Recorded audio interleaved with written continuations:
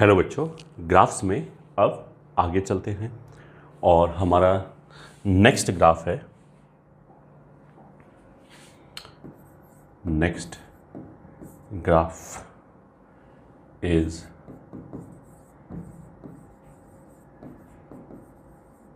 Signum function.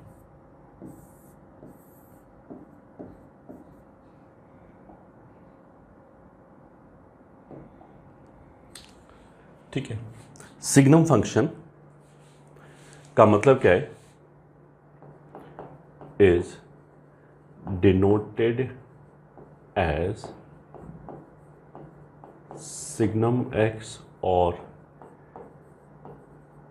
Signum x, ठीक है, S G N या फिर एस जी एम ले सकते हैं।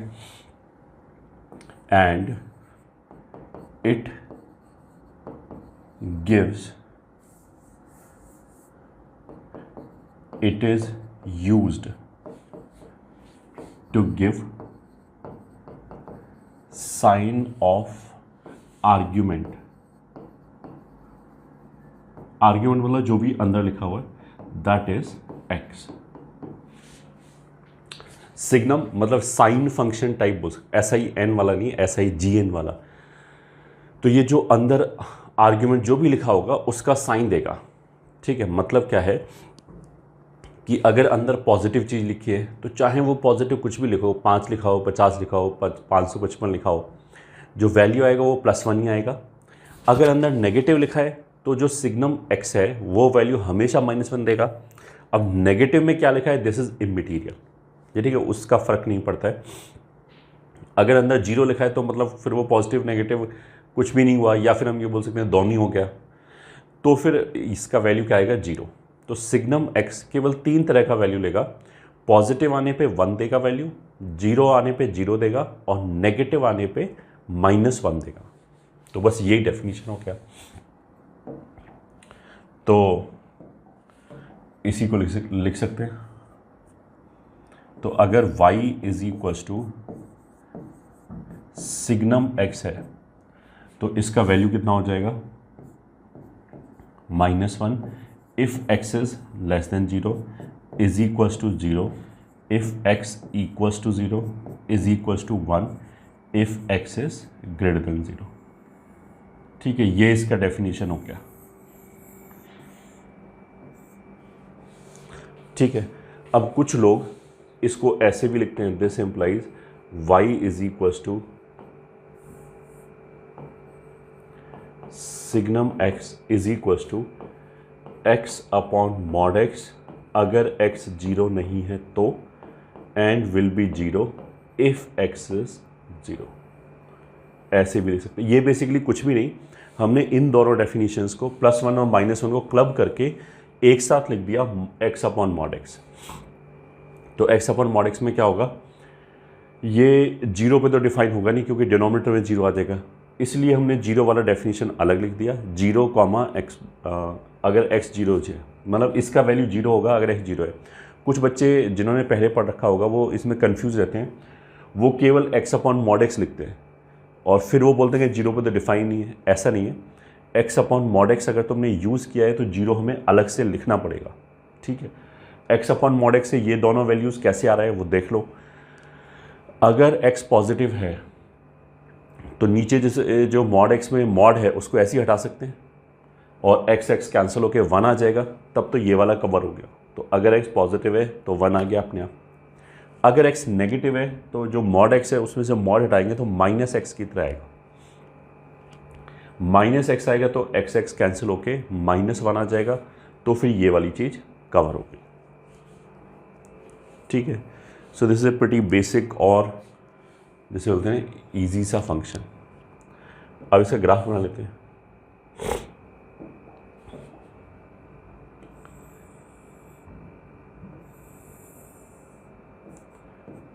x axis, y axis, origin,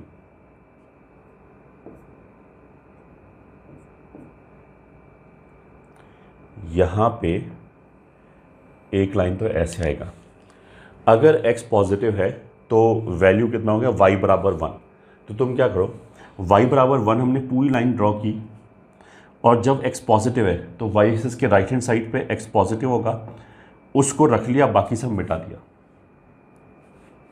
ऐसी अगर x नेगेटिव है तो -1, तो अगर x नेगेटिव है तो यहाँ एक दूसरी लाइन खींच ली, y इज इक्वस टू -1। ठीक है, ये वाला चीज़ कवर हो गया। y इज इक्वस टू -1 पूरा लाइन खींचा और उसमें से x लेस देन 0 वाला पार्ट रख लिया, तो x लेस देन 0 वाला पार्ट रख दिया, बाकी मिटा दिया। ये हो गया। अगर x 0 है तो y 0 है, तो यहाँ पे एक पॉइंट आ गया। ठीक है, तो ग्राफ का ये ग्राफ है ये। ठीक है, इसको रे बोलते हैं। अगर लाइन पूरी हो फिर तो स्ट्रेट लाइन बोल दिया, लाइन जैसे यहीं से चालू हो गया तो इसको हम रे बोल सकते हैं, RAY। तो एक रे ये हो गया, एक पॉइंट ये हो गया 0,0 और एक रे ये हो गया। तो ये y is equals to signum x का ग्राफ हो गया। ठीक है, अब अगर इस ग्राफ के लिए हम बोलें कि डोमेन क्या है, डोमेन ऑफ फंक्शन, तो वो ऑफ कोर्स R हो गया, क्योंकि कुछ भी रखो अंदर, कुछ भी रखो सिग्नम के अंदर, it is always defined. Range जो है वो आएगा -1, 0 एंड 1। 3 एलिमेंट आएंगे बस, -1, 0 एंड 1। ठीक है, इसीलिए कर्ली ब्रेसेस लगाए। अब कोई बच्चा ये बोलेगा कि -1 पे तो यहाँ ओपन है, तो यहाँ ओपन है, इस पर्टिकुलर पॉइंट पे नहीं मिला, बट यहाँ तो वैल्यू मिल रहा है ना। अगर मैंने मान लिया x की ये वैल्यू रखी तो y की वैल्यू क्या मिलेगी, ये विच इज़ -1। तो ये तो इन्फाइनाइट जगह पे -1 मिल रहा है, ऐसे ही इन्फाइनाइट जगह पे +1 मिल रहा है, भले ही इस पॉइंट पे ना मिले, that is a different thing. तो डोमेन ये हो गया, रेंज ये हो गया। ठीक है, रूट की अगर हम बात करें तो एक ही रूट है, x इज इक्वल टू 0। ठीक है, अब ये इसका बेसिक इंट्रोडक्शन हो गया कि सिग्नम के अंदर जो लिखा है, अगर वो चीज़ पॉजिटिव है तो वैल्यू 1 आएगा, अंदर क्या लिखा है इससे फ़र्क नहीं पड़ता। ठीक है, अगर अंदर वाली जो चीज़ लिखी है वो नेगेटिव है तो अगेन क्या लिखा है उससे कोई फ़र्क नहीं पड़ता, वैल्यू -1 आएगा, और अगर अंदर वाली चीज़ 0 है तो वैल्यू 0 आएगा। तो क्वेश्चन 1, फाइंड फर्स्ट पार्ट, या इसको ऐसे बोल सकते हैं, ट्रू फॉल्स, x² + 4 बराबर 1। 2 सिग्नम 3 + sin x बराबर 1। थर्ड सिग्नम 1 - cos x बराबर 1। फोर्थ सिग्नम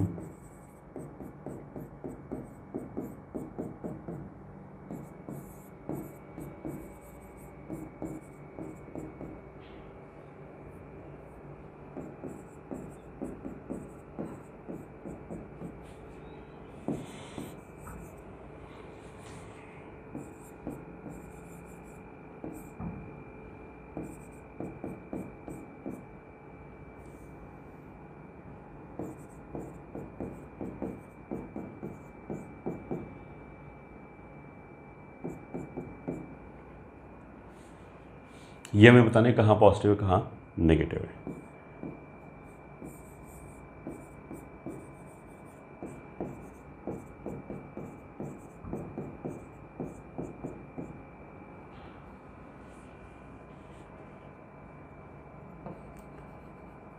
फर्स्ट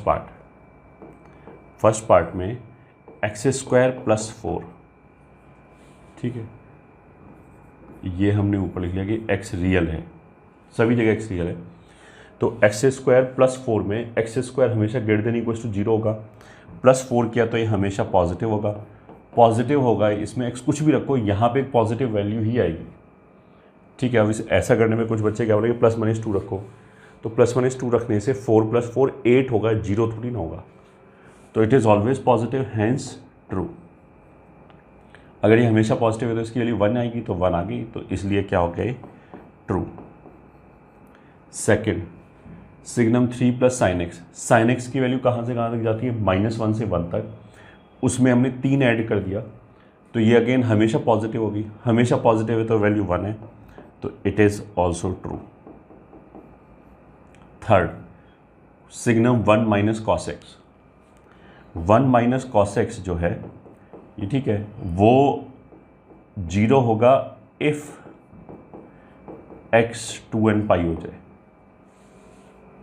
सही है, अगर cos x की वैल्यू 1 तो हो ही सकती है इवन मल्टीपल ऑफ पाई पे, तो ये 0 होगा, तो 0 होगा तो इसकी वैल्यू 0 भी आ सकती है। इसने तो बोला है कि केवल 1 होगा, तो ऐसा नहीं है, 0 भी आ सकती है, 1 भी होगा, 1 भी आएगी, बाकी जगह 1 ही आएगी बेसिकली, क्योंकि 1 माइनस कॉस एक्स में cos x 1 से बड़ा कभी नहीं होगा। अगर cos x 1 से बड़ा नहीं है, अगर cos x 1 से बड़ा नहीं है, तो फिर ये वैल्यू कभी नेगेटिव नहीं होगी। नेगेटिव नहीं होगी तो -1 नहीं आएगी,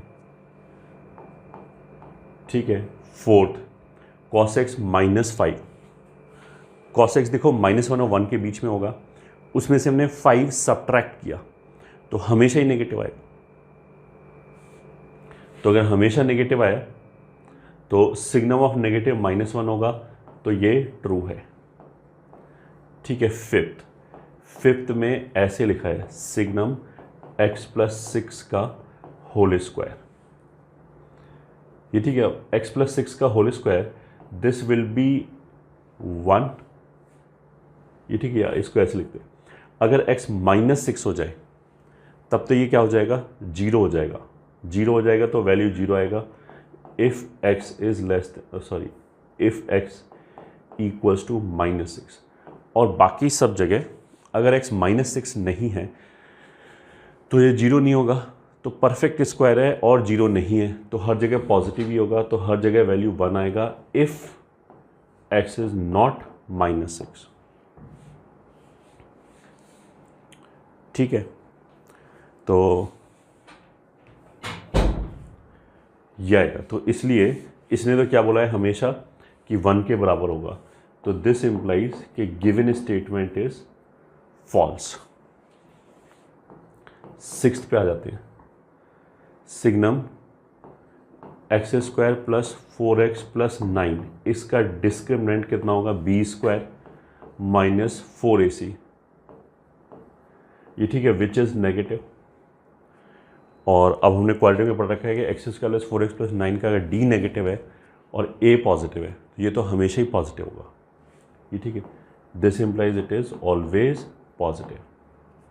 ऐसे भी बोल सकते हैं ऑल्टरनेट तरीका कि x² + 4x + 4 निकालने इसमें से, तो ये परफेक्ट स्क्वायर बन जाएगा।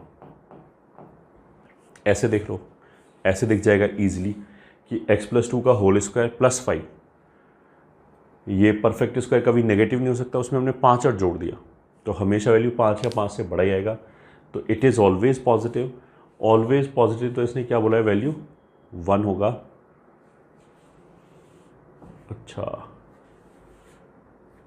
4 5 5 5 2 लिख दिया, तो ये 6 होगा और ये 7 होगा, तो ये हमने कौन सा डिस्कशन कर दिया, 7 पॉजिटिव, तो उसका मतलब क्या है, ये ट्रू हो गया। अब हम आ जाते हैं सिक्स्थ पे। सिक्स्थ पे क्या है, signum x² - 5x + 6 which is signum x - 2 x - 3।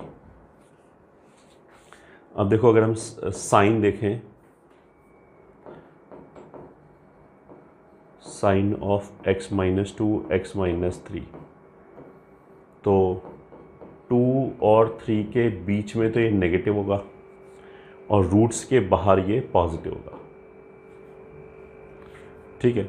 x अगर हमने 2 और 3 के बीच में कोई भी वैल्यू रखी तो ये नेगेटिव ही आएगा, 3 से बड़ी रखो या 2 से छोटी रखो तो पॉजिटिव ही आएगा, तो इसलिए दिस वैल्यू विल बी -1 कब, if x belongs to 2 to 3, it will be 0 if x is equals to 2 or 3, ठीक है, रूट से तो रूट रखने में तो जीरो ही आएगा, otherwise it will be positive if x belongs to minus infinity से 2 यूनियन 3 से इन्फिनिटी। और इसने तो वैल्यू हमेशा क्या बोला है, ±1, तो गलत बोला है क्योंकि जीरो भी आ सकता है, फॉल्स। ये हो गया इसका answer.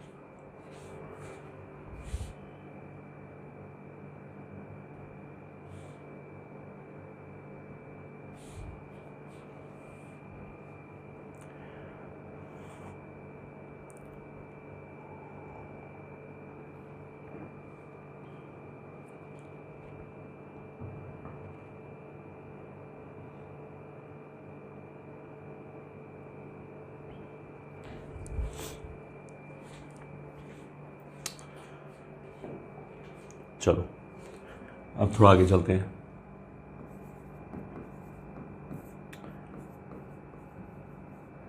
Draw the graph of followings. First y is equal to signum x square plus 4। अब y is equal to signum x square plus 4 जो अभी हम पढ़ के आ रहे हैं वही है।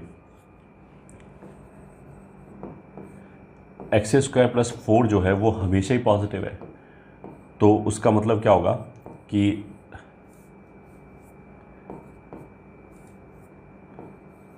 सिग्नम एक्स स्क्वायर प्लस 4 की वैल्यू हमेशा 1 आएगी, 1 आएगी। तो this is nothing but y बराबर 1। अब बस केवल y बराबर 1 का ग्राफ खींचना है और कुछ है ही नहीं, ठीक है। तो y बराबर 1 ये आ जाएगा, y इज इक्वल टू 1। ऐसे ही दूसरा y is equal to signum, यही वाला फंक्शन ले लेते हैं, ये तो हमने एनालिसिस कर रखा है, x square minus 5x plus 6, x square minus 5x plus 6 ये है। तो आंसर y बराबर signum x square minus 5x plus 6 अगर ये है तो इसमें देखो हमने क्या बोला, रूट्स के बीच में -1 क्योंकि नेगेटिव होगा, रूट्स पे वैल्यू 0। ऑफ कोर्स रूट का मतलब ये है कि जब एक्सप्रेशन 0 हो जाए, और रूट्स के बाहर वैल्यू +1 होगा। तो उसका मतलब क्या है कि this can be written as -1, 0 और +1। -1 कब होगा, रूट्स के बीच में, विच इज़ 2 to 3। 0 कब होगा, जब रूट्स होगा, और outside the roots it will be 1।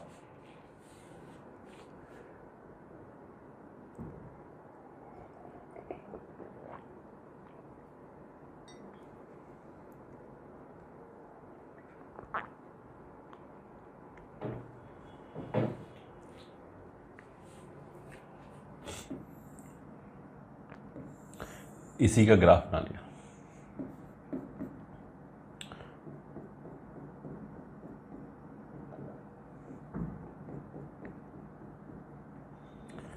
To 3, तो 2 और 3, x बराबर 2 पे y की वैल्यू 0 है, h 2 है तो y 0 है, मतलब 2, 0 एक पॉइंट आ गया, वो ये हो गया। ऐसे 3 पे भी वैल्यू 0 है तो x बराबर 3 पे भी y बराबर 0 हो गया। 2 और 3 के बीच में -1 है, तो 2 और 3 के बीच में ऐसे हमने y इज इक्वल टू -1 वाला बना लिया, ठीक है। 2 से पहले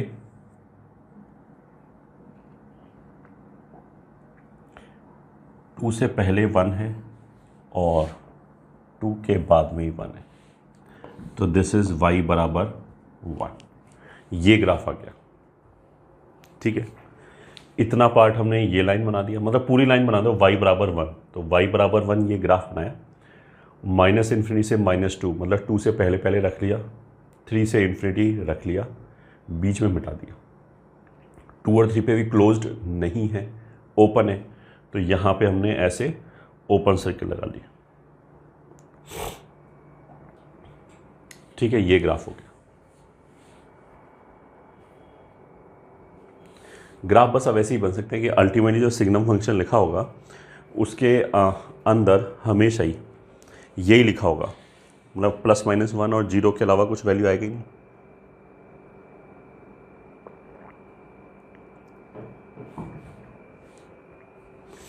तो हमें ग्राफ भी उसी के हिसाब से बनाने पड़ेंगे। ठीक है,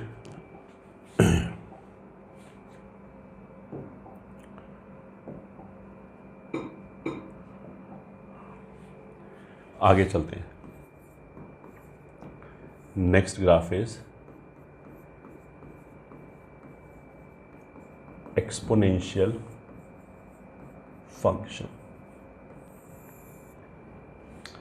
एक्सपोनेंशियल फंक्शन का मतलब क्या है? y is equal to a⁻x। ठीक है, ये एक्सपोनेंशियल फंक्शन हो गया।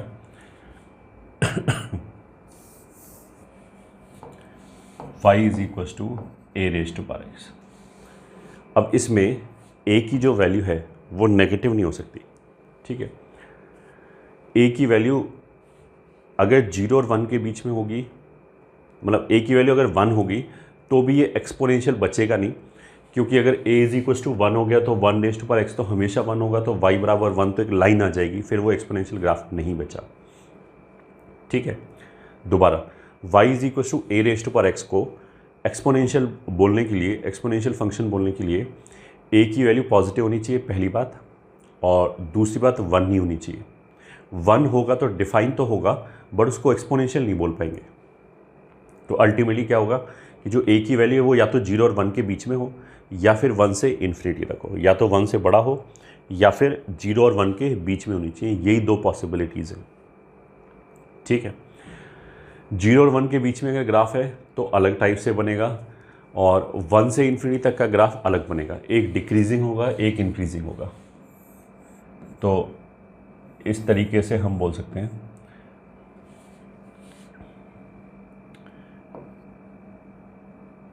ये। ठीक है, a will lie between 0 to 1 union 1 से इन्फिनिटी। तो यहाँ पे हमने क्या बोला कि अगर a 0 और 1 के बीच में है, यहाँ पे हमने क्या बोला कि अगर a 1 से बड़ा है। अगर a 0 और 1 के बीच में है तो फिर डिक्रीजिंग ग्राफ बनेगा, मतलब डिक्रीज होगा और ऐसे बनेगा। ये हो गया 0,1 origin, y axis, x axis.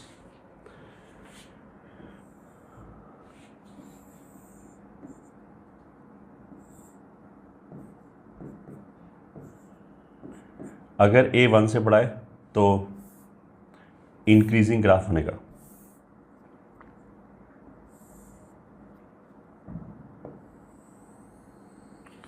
ऐसे, मतलब है तो ग्राफ एक जैसे ही, इसको एक्सपोनेंशियल ग्राफ बोलेंगे ऑफ कोर्स, बट a 1 से बड़ा होने पे इंक्रीजिंग ग्राफ बनेगा कि आगे जाने पे ग्राफ ऊपर जा रहा है। इंक्रीजिंग का मतलब ये हो गया। 0 और 1 के बीच में तो डिक्रीजिंग है, जैसे जैसे आगे जाएंगे वैसे वैसे ग्राफ नीचे जाएगा। ठीक है, ये हो गया फर्स्ट बात। a 1 से छोटे होने का मतलब क्या है कि फॉर एग्जांपल हमें y इज इक्वल टू ½ बनाना है, तो ये 1 से छोटा हो गया, या फिर y इज इक्वल टू 1/3 बनाना है, या फिर y is equal to 1/e बनाना है। अच्छा, इसको ऐसे लिख सकते हैं e⁻⁻x, ऐसे इसको भी लिख सकते हैं 3⁻⁻x। तो वो सारे ग्राफ ऐसे दिखाई देंगे। यहाँ पे मान लिया y is equal to 2⁻x और y is equal to 3⁻x और y is equal to 5⁻x और y इज इक्वल टू 1.2, ये भी 1 से बड़ा है, ⁻x। ठीक है, और y is equal to e⁻x। उन सब के ग्राफ ऐसे बनेंगे। ठीक है, अगर हमसे कोई बोला y is equal to 2⁻x का कैसे ग्राफ नहीं, ऐसे बना दिया हमने। 3 रेज टू पर एक्स ऐसे ही बना दिया, ठीक है।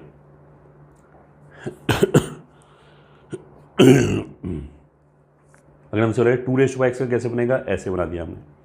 3 रेज टू पर एक्स का कैसे बनेगा, तो दिखने में तो वो भी ऐसा ही होगा, तो हमने ऐसे बना दिया, but of course exactly same graph नहीं आएगा, ठीक है। तो अगर उसने ये बोला सॉरी कि अगर 2 रेज टू पर एक्स और 3 रेज टू पर एक्स का ग्राफ एक साथ बनाओ, एक ही एक्स एक्सिस और वाई एक्सिस लो, उसी के ऊपर दोनों ग्राफ बनाओ, तब तो हमें उसमें डिफरेंस शो करना पड़ेगा, ठीक है। तो अब हम आ जाते हैं कंपैरिजन ग्राफ पे।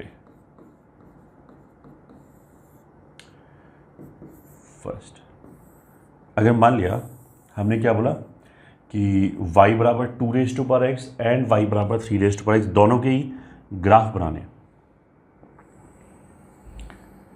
तो इंक्रीजिंग ग्राफ आएगा। ये मान लिया एक ग्राफ है, और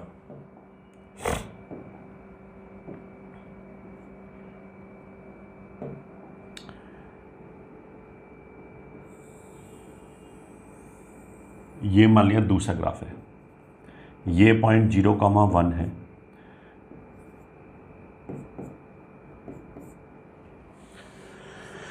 अच्छा 2 रेज टू पर एक्स हो या 3 रेज टू पर एक्स हो या इनफैक्ट a रेज टू पर एक्स है, इसमें अगर मैंने x की वैल्यू 0 रखा, x की वैल्यू, तो a रेज टू पर 0 कितना आएगा, हमेशा 1, y का वैल्यू कितना आएगा 1, तो अगर x बराबर 0 है तो y बराबर 1 आएगा, तो इसलिए 0,1, ये भी 0,1, सारे ग्राफ 0,1 से तो जरूर पास करेंगे इस पॉइंट से, चाहे उसका ये बेस a जो है वो कुछ भी हो, बट हमेशा 0,1 से तो पास करेगा ही करेगा, ठीक है। अब बेस चेंज करने का इफेक्ट क्या होगा कि इसी पॉइंट के अबाउट ग्राफ रोटेट हो जाएगा, ठीक है।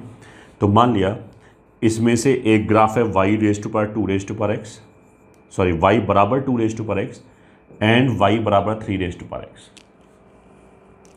तो इस पॉइंट के अबाउट ग्राफ रोटेट हो जाएगा ऐसे या ऐसे, ठीक है। चेक करने का एक तरीका है, बहुत आसान सा, जैसे मैंने x बराबर 1 पे देखा, इसमें x बराबर 1 रखा तो वैल्यू मिली मेरे को 2, ठीक है। इसमें अगर हम x बराबर 1 रखें तो y बराबर कितना मिलेगा 2, उसका मतलब क्या है कि इसके ग्राफ पे एक पॉइंट आएगा 1,2, इसमें x बराबर 1 रखने पे y बराबर 3 आएगा, तो उसका मतलब क्या है कि इसके ग्राफ पे एक पॉइंट आएगा 1,3, ठीक है। तो x का वैल्यू 1 रखा है, तो अगर मैंने x का वैल्यू मान लिया 1 रखा है ऐसे, तो इन दोनों में से एक के y की वैल्यू 2 होगी और दूसरे y की वैल्यू कितनी होगी 3, तो ऑब्वियस सी बात है कि यही 3 होगा और ये 2 होगा। उसका मतलब क्या है कि ये वाला जो ग्राफ है वो y बराबर 2 रेज टू पावर x का है और ये वाला जो ग्राफ है वो y बराबर 3 रेज टू पावर x का है। तो अब हम इसको ऐसे बोल सकते हैं क्रूडली कि x की वैल्यू, सॉरी बेस की वैल्यू बढ़ाने पे, 2 से 3 करने पे, 2 से बढ़ा के मानिए हमने 3 किया, तो जो ग्राफ है पहले ऐसे था वो ऐसे एंटी क्लॉकवाइज रोटेट हो जाएगा अबाउट दिस पॉइंट। रोटेट होने का मतलब ये नहीं कि ये वाला जो पार्ट है वो नीचे आ जाएगा, इस ग्राफ के लिए एक्स एक्सिस एसिम्प्टोट ही रहेगा, ठीक है। इस ग्राफ के लिए एक्स एक्सिस एसिम्प्टोट ही रहेगा। तो जैसे अगर हम इसकी बात करें तो डोमेन ऑफ फंक्शन क्या है आर, रेंज ऑफ फंक्शन क्या है, मैं ये ग्राफ ऐसा नहीं कि सीधा यहाँ पे चला गया, ऐसे इन्फिनिटी तक जाएगा, तो कोई भी वर्टिकल लाइन खींचो ये उसको कहीं ना कहीं जाके कट करेगा। रेंज क्या है, वाई एक्सिस पे कितना कवर कर रहा है, 0 का भी होगा नहीं क्योंकि ये एसिम्प्टोट है, ये ठीक है। ये जो गैप है ये रिड्यूस होता चला जाएगा बट कभी 0 नहीं होगा। तो इसके ऊपर ऊपर पूरा रेंज है, मतलब अगर मैंने 0 से जस्ट ऊपर एक लाइन खींचा तो वो इस ग्राफ को कट कर जाएगा कहीं ना कहीं। तो रेंज हो गया 0 से लेके इन्फिनिटी तक, जिसको हम r प्लस भी बोल सकते हैं। अगर हम इसमें बोलें रूट तो वो कोई भी नहीं है, नन, ठीक है। इंक्रीजिंग फंक्शन है, ठीक है, अनबाउंडेड है, क्योंकि ये तो ऊपर इन्फिनिटी तक जा रहा है। ठीक है,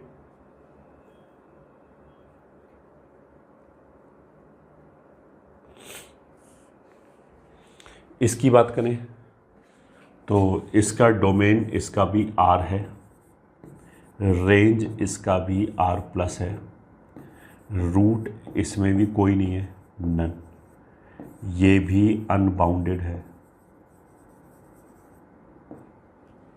ये ठीक है। अगर बेस 0 और 1 के बीच में है तो ये डिक्रीजिंग हो गया, आगे जाने पे वैल्यू नीचे जा रहा है तो डिक्रीजिंग हो गया। ठीक है, इसमें अगर एसिम्प्टोट की बात करें तो वो एक्स एक्सिस आ जाएगा। ये ठीक है, और इसका इक्वेशन जो है एक्स एक्सिस का इक्वेशन कितना होता है, y = 0। ये एसिम्प्टोट है। ये एक्स एक्सिस का इक्वेशन क्या होता है, एक्स एक्सिस के ऊपर y 0 होता है, इसलिए तो एसिम्प्टोट कितना है, एक्स एक्सिस जिसका इक्वेशन होता है y = 0। ये हमारे ग्राफ की प्रॉपर्टी होगी।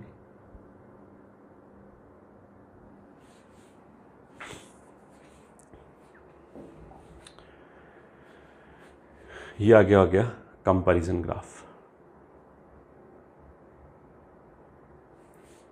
ठीक है, नोट फर्स्ट, देखो अगर बेस 1 से बड़ा है, 2⁻x1 > 2⁻x2 लिखा है, ये जो 2 है ये 1 से बड़ा है। अगर ये 1 से बड़ा है तब क्या होगा,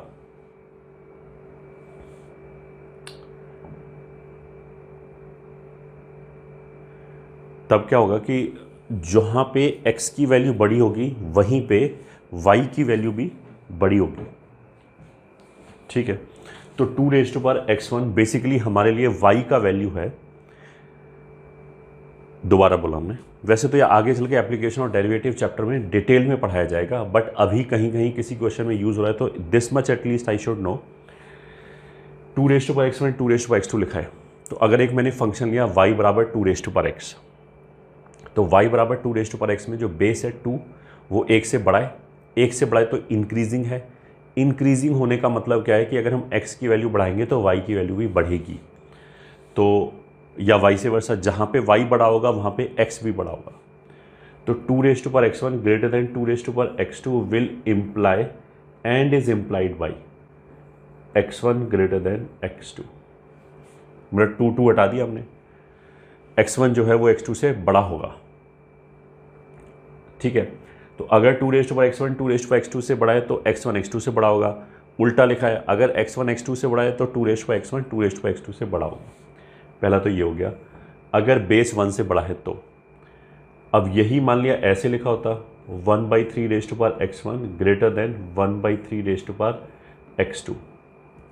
ठीक है, 1/3 हो गया 0 और 1 के बीच में, 0 और 1 के बीच में इट इज़ डिक्रीजिंग फंक्शन, और अगर डिक्रीजिंग फंक्शन है तो जहाँ पे y बड़ा होगा वहाँ पे x छोटा होगा, तो यहाँ पे x1 < x2 हो जाए। यहाँ तो तुम देखो ऐसे मानो 2 हमने ऐसे काट दिया, ये ठीक है, ऐसे कट कर दिया, x1 > x2 लिख दिया। बट अगर बेस 1 से छोटा है तब उल्टा होगा कि x1 जो है वो < x2 हो जाएगा अगर this is greater then this. ये ठीक है, ये जिसको नहीं समझ में आया वो ऐसे याद कर ले, इंक्रीजिंग डिक्रीजिंग में आगे चल के समझ में आ जाएगा। अभी तो हम ये देख सकते हैं कि अगर बेस 1 से बड़ा है तो सीधा सीधा बेस को हटा दिया, इधर का पावर बड़ा ग्रेटर देन इधर का पावर हो जाएगा अगर पहले ग्रेटर देन था, या फिर हम ऐसे बोलते हैं इनइक्वालिटी का साइन सेम रहेगा। अगर बेस 1 से छोटा है तो इनइक्वालिटी का साइन डिफरेंट हो जाएगा। इसको देखो हम ऐसे भी एक्सप्लेन कर सकते हैं, इसको मैं लिख सकता हूँ 3⁻−x1 > 3⁻−x2। ठीक है, ऐसे लिख सकते हैं। अब दोनों तरफ से 3 हटा दें तो 3 तो 1 से बड़ा हो गया, तो इसी की तरह ट्रीट कर सकते हैं -x1 > -x2। अच्छा, इसमें अगर नेगेटिव से मल्टीप्लाई कर दें तो ये आ जाएगा, क्योंकि नेगेटिव से मल्टीप्लाई करने पे जो इनइक्वालिटी है वो पलट जाता है, तो इसलिए ये आ जाएगा। तो बेसिकली हमें क्या याद रखना है कि अगर a raise to power x1 greater than a raise to power x2 लिखा है तो फिर दो तरह के केस बन सकते हैं।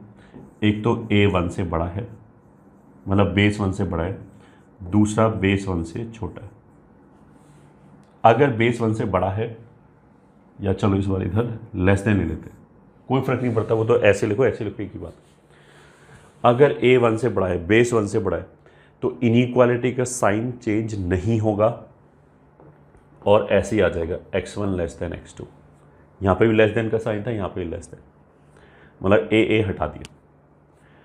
अगर बेस 0 और 1 के बीच में है तो साइन रिवर्स हो जाएगा, x1 ग्रेटर देन x2 आ जाएगा। सही है। फोर्थ पार्ट, अगर हम कंपैरिजन ग्राफ बनाएं, बेसिकली इसका भी बना ही लेते हैं। बेस अगर 1 से छोटा है, एक ही आ गया,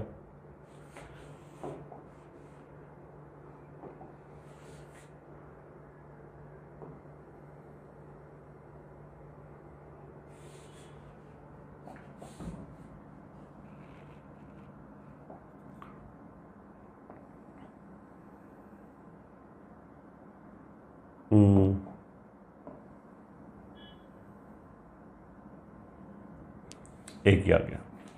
तो मान लिया इसमें से एक half raise to power x है एंड एक y बराबर 1/e raise to power x है। तो कौन सा क्या बनेगा? देखो, इसी को रिफ्लेक्शन लिया तो ऐसे ग्राफ इधर आ जाएगा, तो जो इधर ऊपर होगा उसके लिए बेस बड़ा होगा। अगर इसको रिफ्लेक्ट इधर करके लिया तो इसके लिए बेस छोटा हो जाएगा, मतलब ये तो हो जाएगा y is equals to 1/e raise to power x का ग्राफ, और ये हो जाएगा y बराबर half raise to power x का ग्राफ। ये पॉइंट सभी के लिए 0,1। तो अगर बेस 1 से छोटा है तो कंपैरिजन ग्राफ ऐसे हो गया।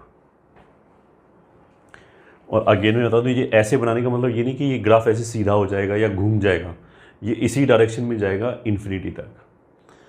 ठीक है, जैसे हमने इसको वेरीफाई किया, इसको भी वेरीफाई कर सकते हैं। x की वैल्यू -1 रखा, तो ये -1 रखने पे यहाँ से वैल्यू कितना आ जाएगा e। इसमें -1 रखने पे, क्योंकि लेफ्ट पे देख लिया, यहाँ से वैल्यू कितना आ जाएगा 2। तो 2 और e में e बड़ा है, तो e वाला ग्राफ ऊपर होगा, तो इसलिए 1/e वाला ग्राफ ऊपर आ गया। ठीक है, अब चलते हैं आगे।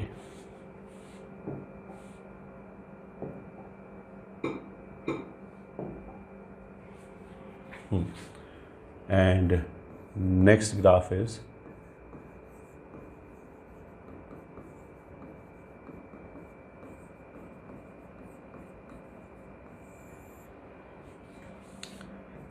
इसमें भी ऐसे y is equals to log ax। ठीक है, log आई होप सबने पहले से पढ़ रखा है।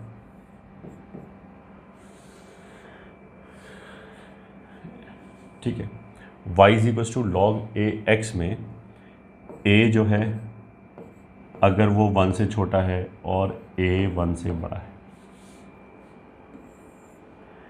a अगर 1 से छोटा है तो ये भी डिक्रीजिंग फंक्शन आएगा और ग्राफ ऐसे जाएगा।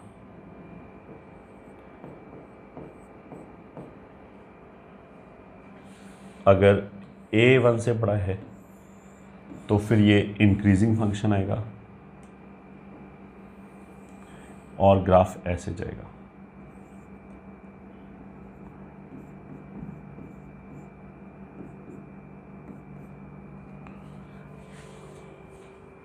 ठीक है, 1 से छोटा मतलब ये ग्राफ हो गया for example y is equals to log half x का, या फिर y is equals to log 1/3x, और y is equals to log 1/ex etcetera, जिसका ये बेस 1 से छोटा है। ये हो गया y is equals to log x to the base 2, और y is equals to ln x। ln x मतलब लॉग नेचुरल, तो उसमें बेस e होगा, या फिर y is equals to log x to the base 5, कुछ भी, कोई भी बेस, बस 1 से बड़ा। बेस में 1 आ ही नहीं सकता, ये तो बताने का जरूरत नहीं है। ठीक है, अगर इसके डोमेन की बात करें, तो वो हो जाएगा r प्लस, रेंज की बात करें तो वो हो जाएगा r। एक्स एक्सिस पे तो केवल 0 के आगे आ गई है, तो इसलिए ओपन 0 से इन्फिनिटी हो गया। y एक्सिस पे ये पूरा है। ठीक है, अगर हम बात करें रूट की तो वो हो जाएगा x बराबर 1। एक्स एक्सिस को इस पॉइंट पे कट कर रहा है तो एक रूट हो गया। अगर हम बात करें एसिम्पटोट की तो वो हो जाएगा y एक्सिस, और जिसका इक्वेशन क्या होगा, x बराबर 0। ठीक है, and it is increasing function and it is unbounded, क्योंकि रेंज में प्लस माइनस इन्फिनिटी आ गया। तो इतने सारे पॉइंट्स हम देख सकते हैं ग्राफ के रिस्पेक्ट में। ठीक है, इसकी बात करें तो इसमें डोमेन ऑफ फंक्शन वही r plus, range of function r, root x बराबर 1, यहाँ तक तो वैसे ही है। इसमें भी एसिम्पटोट हो जाएगा y एक्सिस, और जिसका इक्वेशन इज x बराबर 0, वही से। ठीक है, but this is decreasing function. जैसे जैसे हम आगे जाएंगे ग्राफ नीचे जा रहा है, डिक्रीज कर रहा है, and it is also unbounded. Range में प्लस या माइनस इन्फिनिटी में से कुछ भी एक आ जाए तो वो अनबाउंडेड ही होगा। तो इसमें तो दोनों आ ही रहे हैं, इसलिए अनबाउंडेड है।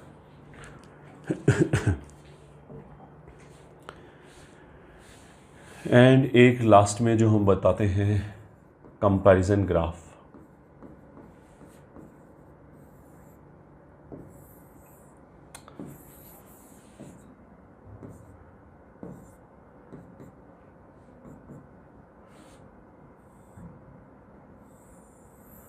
मान लिया एक लॉग का ग्राफ ये है, और लॉग और एक्सपोनेंशियल बेसिकली एक ही बात है ये। ठीक है, एक ही चीज़ को बोलेंगे दो तरीके हैं, बस एक्स और वाई के रोल को रिवर्स कर देते हैं। तो जैसे हमने एक्सपोनेंशियल में बोला था, वैसे ही कुछ कुछ यहाँ पे हो जाएगा कि अगर हमने बेस इंक्रीज़ किया तो इस पॉइंट के अबाउट, वहाँ तो 0,1 के अबाउट रोटेट हो रहा था, यहाँ पे 1,0 के अबाउट ग्राफ रोटेट हो जाएगा। तो मान लिया इसमें से एक ग्राफ है y बराबर ln x का, एक ग्राफ है y बराबर log x3 का। तो इसका बेस ज़्यादा है, इसका छोटा है। ठीक है, तो यहाँ पे भी कैसे, वहाँ पे तो हमने x बराबर 1 लिया, यहाँ पे देखो अगर हम y बराबर 1 ले लें, ठीक है, इसमें अगर हम y बराबर 1 रखें तो x बराबर e आ जाएगा। इसमें अगर मैं y बराबर 1 रखूँ तो x बराबर 3 आ जाएगा। तो ऑफ कोर्स इन दोनों पॉइंट में 3 इधर होगा, e इधर होगा, e इज 2.7 समथिंग। तो इसके ग्राफ पे एक पॉइंट हो जाएगा 3,1, तो यही 3,1 होगा, ये 2,1 होगा। तो उसका मतलब क्या है कि ये है 3x वाला ग्राफ, 3x वाला नहीं, sorry, log x to the base 3 वाला ग्राफ ये है। तो log में बेसिकली क्या हुआ कि x की बेस की वैल्यू बढ़ाने पे इस पॉइंट के अबाउट क्लॉकवाइज रोटेट हो गया। ठीक है, तो ये हो गया y is equals to log x to the base 3, और ये हो गया y is equals to ln x। ln मतलब ये तो आई होप सबको पता है कि log का जो बेस e होता है उसको हम नेचुरल बेस बोलते हैं, और उसी को हम ln x से डिनोट कर सकते हैं। तो ऐसे आ जाएगा। तो if base is greater then 1, then by increasing, then if we increase base, then graph will be rotated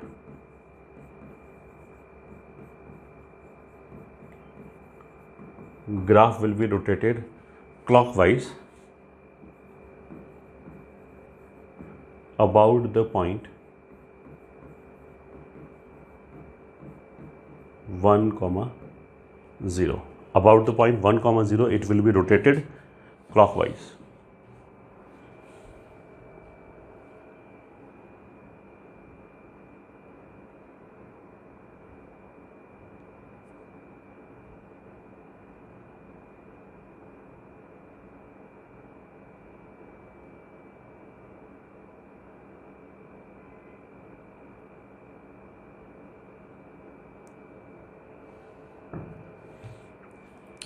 ठीक है, तो ये हो गया बस लॉग एटसेट्रा।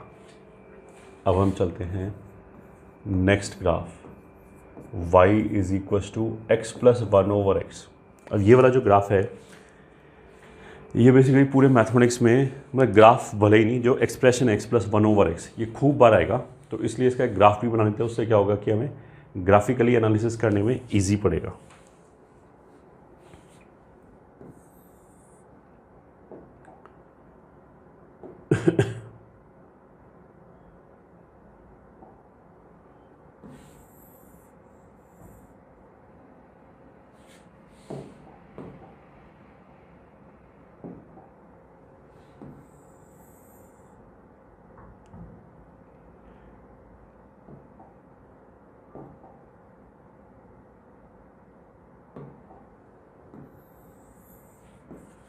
ऐसे ही बना लेते हैं y axis, x axis, origin and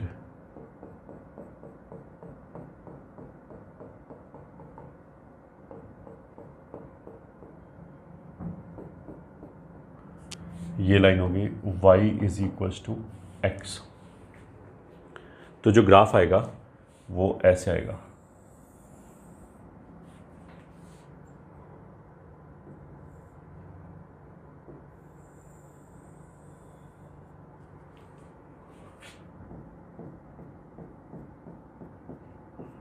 one रखने पे वैल्यू 2 आएगी, ऐसे ही -1 रखने पे वैल्यू -2 आएगी। तो इसमें ग्राफ का है ये और ये दो ब्रांचेस हैं इस ग्राफ का।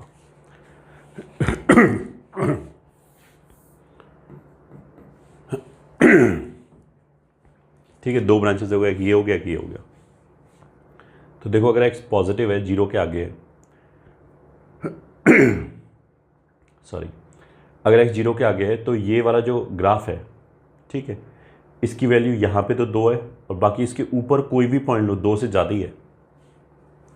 तो उसका मतलब क्या है कि x पॉजिटिव होने पे x प्लस 1/x का वैल्यू 2 या 2 से ज़्यादा ही आएगा।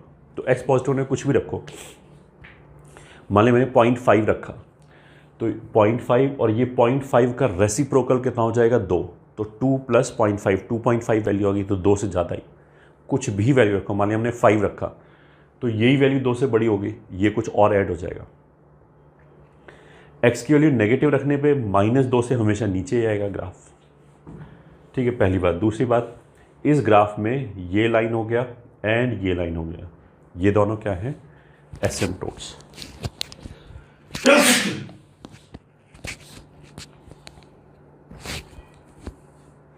तो इस ग्राफ के अंदर दो एसिम्पटोट्स हो गए, एक तो ये y बराबर x हो गया और एक ये y एक्सेस हो गया। इसको देखो तुम एनालिटिकली ऐसे भी देख सकते हो कि y बराबर x प्लस 1/x लिखा है। मान लिया मैंने x का वैल्यू 100 रखा, तो ये 100 हो गया प्लस 1/100, 1/100 0.01 होता है, तो ये हो गया 100 plus 0.01।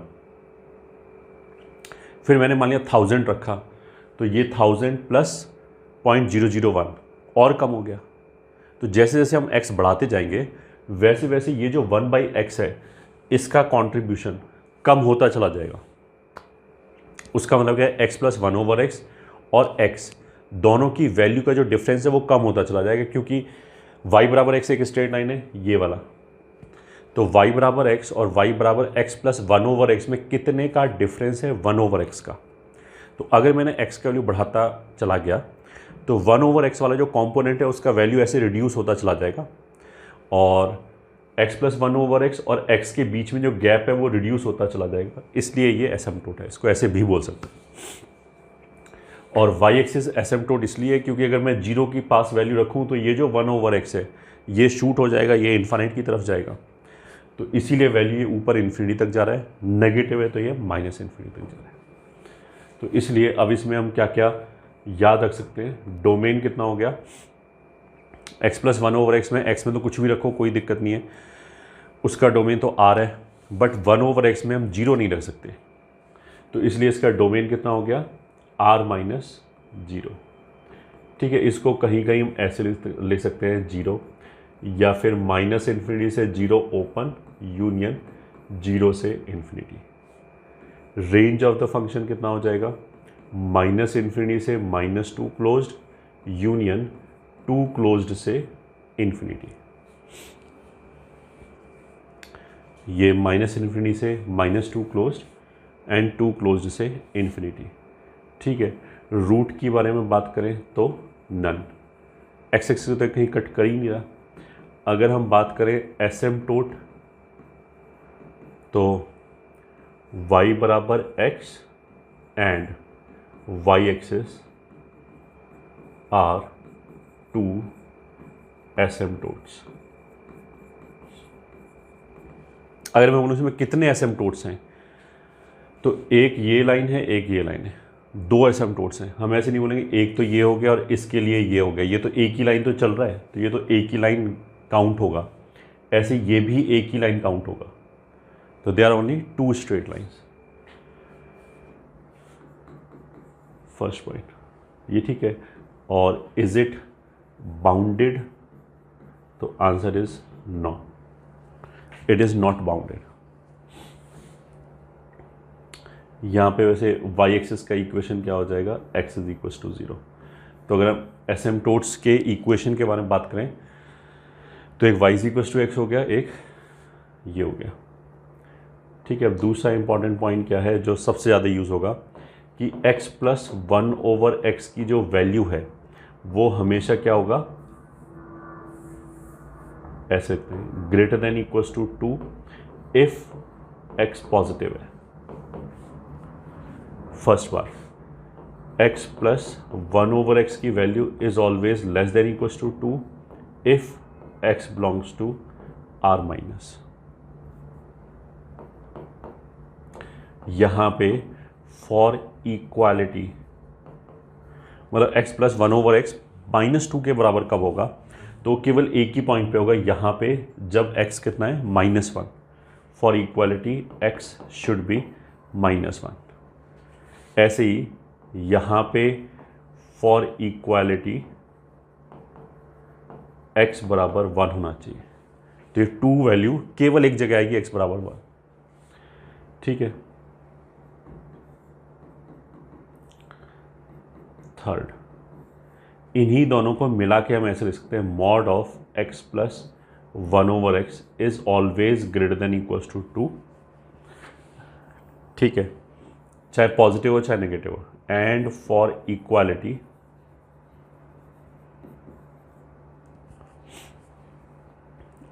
Equality x is equals to -1 और 1। ठीक है, एंड एक और लास्ट पॉइंट,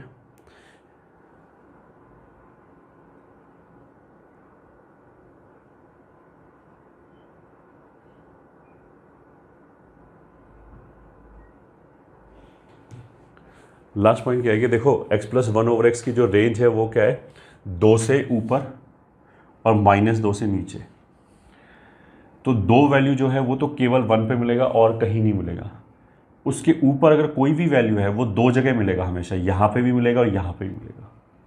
सिमिलरली -2 जो इसका रेंज का एलिमेंट है वो केवल -1 पे मिलेगा, उसके अलावा और कोई भी वैल्यू ले लो, ये ठीक है, -2 से छोटा, वो वाली लाइन खींचेंगे तो दो जगह कट करेगा, तो मतलब 2x के लिए सेम वाई आएगा। तो अल्टीमेटली क्या हुआ कि x + 1/x की रेंज में जो दो एलिमेंट है +-2, वो उसके लिए केवल x की एक ही एक वैल्यू मिलेगा, बाकी सभी वैल्यूज़ के लिए x की दो वैल्यूज़ मिल जाएंगी हमेशा। तो इसको हम एज ए नोट लिख सकते हैं, ये ठीक है। For y = 2 there is only 1x, ये ठीक है, that is x = 1. Similarly for y = -2 there is only 1x, that is x = -1, ठीक है। For any other y in range, ये ठीक है। अब इन रेंज का मतलब क्या, हम ऐसे नहीं कि यहाँ पे एक लाइन खींच लें हाफ पे, हाफ तो वैल्यू कभी नहीं मिलेगी। For any other y in range there will be 2 values of x। अब वो दो वैल्यू कौन सा होगा वो डिपेंड करेगा कि कौन सा एलिमेंट लिया। जैसे हमने ये एलिमेंट लिया तो एक वैल्यू यहाँ पे आएगा, एक यहाँ पे आएगा, मतलब एक वैल्यू 0 और 1 के बीच में होगा, एक 1 से बड़ा होगा हमेशा, ठीक है। इसका कहीं कहीं यूज़ हो सकता है इस पॉइंट को जानने का।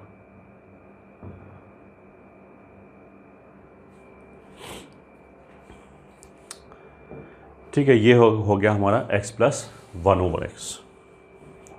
नेक्स्ट ग्राफ की तरफ चलते हैं and that is again very important, and वो आएगा greatest integer function and fractional part function.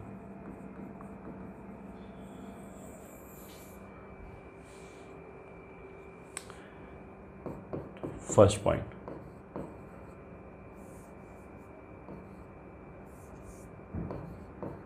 any real number x can be expressed as a sum of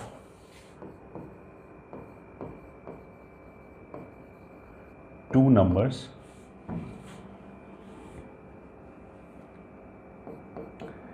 I and f, where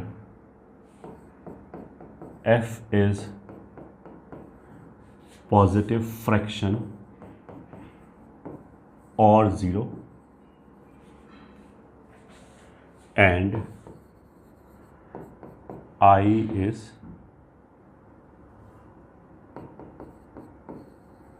an integer, ठीक है। I is called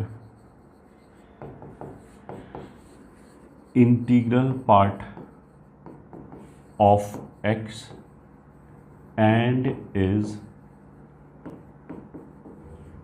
denoted as box x, and f is called fractional part of x and is denoted as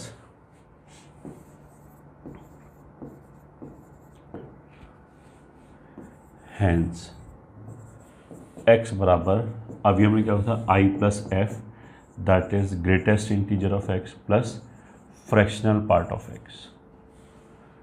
So this implies कोई भी number x, real number x can be written as this. ठीक है, अब इसमें condition क्या है, this should be an integer, this should be a, इसको ऐसे बोल सकते हैं पॉजिटिव फ्रैक्शन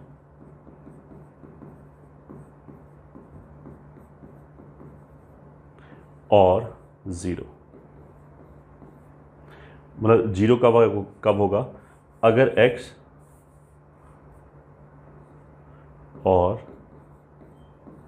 ज़ीरो, अगर x खुद ही इंटीजर हो जाए, मान लिया x 5 हो जाए, तो 5 को हम कैसे करेंगे 5 प्लस जीरो, फिर तो जीरो यूज़ करना पड़ेगा। अगर x हो जाए 5.2 तो फिर हम लिखेंगे 5 प्लस 0.2। तो इसमें कंडीशन क्या है कि जो फ्रैक्शनल पार्ट है उसको नेगेटिव नहीं रख सकते। क्यों नहीं रख सकते, ऐसे ही डिफाइन किया गया है, डिफाइन ही ऐसे किया गया है। हम इसको ऐसे ही बोल सकते हैं कि नंबर लाइन के ऊपर बेसिकली ये भी दोनों रियल नंबर ही हैं अल्टीमेटली, ये ठीक है, ये भी रियल नंबर है, ये भी रियल नंबर है।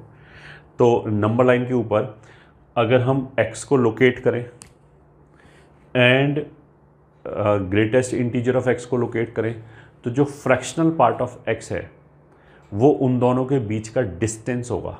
तो डिस्टेंस कभी नेगेटिव नहीं होता, ऐसे भी बोल सकते हैं,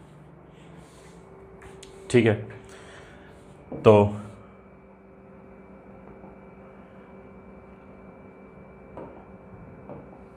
अब आ जाते हैं note 1, can be used as integral part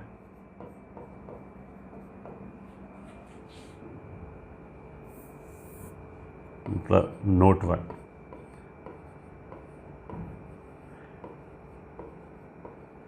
can be used as integral part and fractional part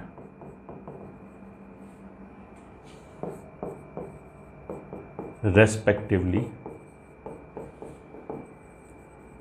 only when it is defined in the question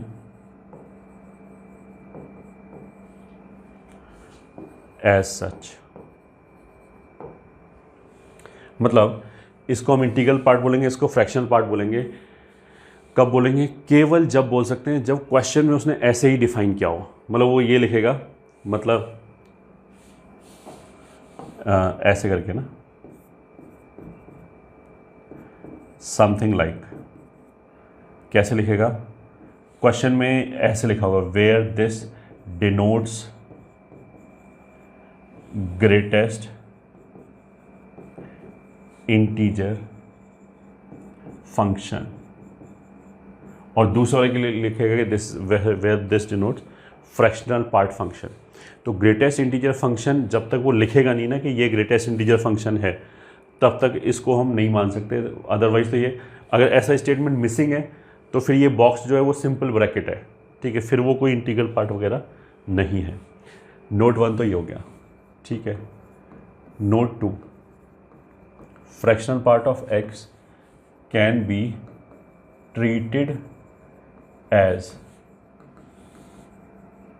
distance between x and greatest integer of x on number line, hence cannot be negative, hence it can not be negative, ठीक है। अच्छा, for example वैसे x मान लिया हमने 11.2 लिया, तो greatest integer of x, या ऐसे कहते हैं x greatest integer of x fractional part of x,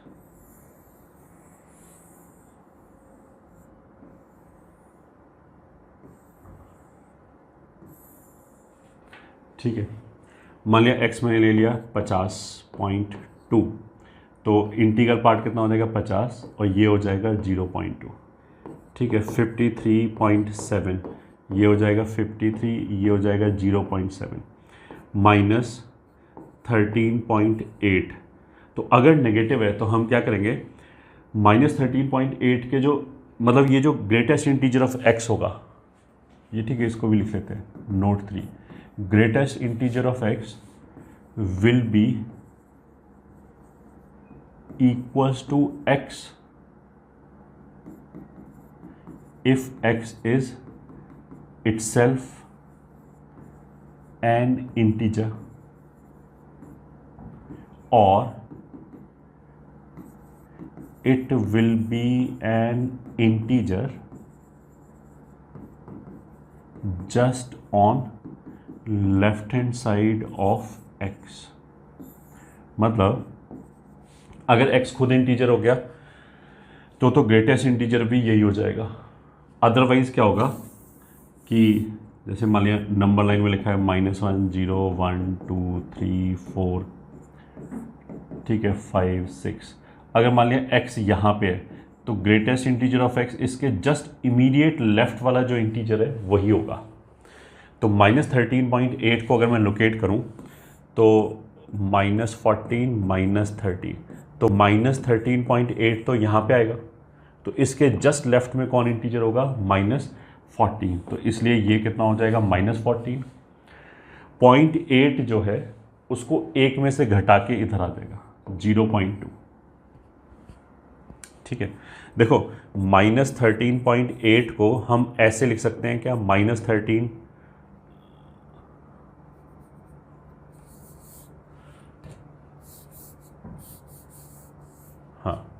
-13.8 को हम ऐसे लिख सकते हैं क्या, -13 -0.8, तो आंसर इज हाँ, लिख तो सकते हैं, लिखने में कोई गड़बड़ नहीं है, बट इसको हम फ्रैक्शनल पार्ट बोल नहीं सकते।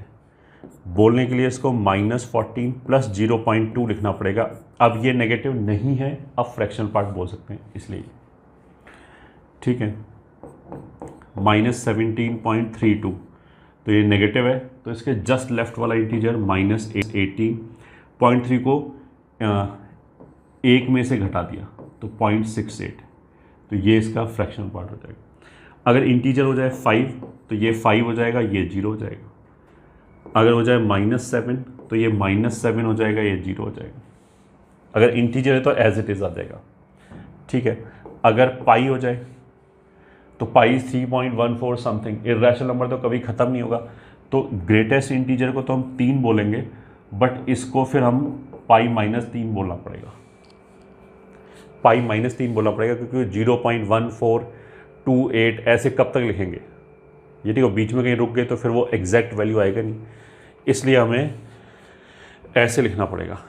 मैं यहाँ पे जो है वो इन दोनों का डिफरेंस लिख सकते हैं। अगर मेरे को ये समझ में आ गया तो ये भी पता लग गया, तो -7 में से -7 गया, ये गया, 5 में से 5 गया 0, -17.32 में से इसको घटा दिया -18, मतलब +18 हो गया, तो ये आंसर आ गया। ऐसे भी बोल सकते हैं।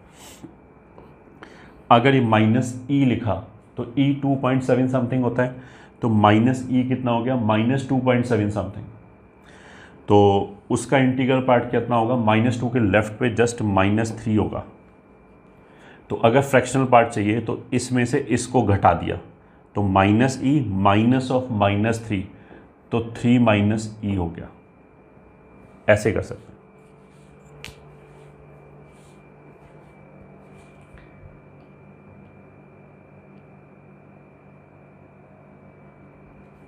ठीक है, अब हम आ जाते हैं ग्राफ्स के ऊपर।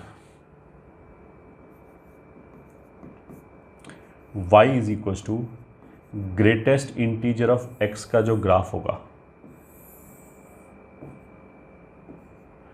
तो इसको ऐसे देखो, ग्रेटेस्ट इंटीजर ऑफ x का जो ग्राफ है उसमें मतलब y बराबर ग्रेटेस्ट इंटीजर ऑफ x जो लिखा है उसमें x की जगह मैंने 1.1 रखा, तो इंटीग्रल पार्ट कितना आएगा 1, फिर 1.2 रखा, 1.33 रखा, 1.49 रखा, सब जगह वैल्यू 1 1 1 1 1 आता रहेगा। 1.999 रखा तो भी 1 आएगा, बट जैसे ही मैंने 2 रखा वैसे ही इंटीग्रल पार्ट का वैल्यू कितना आ जाएगा 2। तो कहने का मतलब क्या है कि अगर मैंने 1 और 2 के बीच में कोई भी वैल्यू रखा, ये ठीक है, 1 रखा, 1.1 1.01 1.001 1.234, सब का वैल्यू 1 ही आएगा। और जैसे ही हम 2 या 2 के आगे जाएंगे वैल्यू चेंज हो जाएगा, 1 से पहले जाएंगे तो भी वैल्यू चेंज हो जाएगा।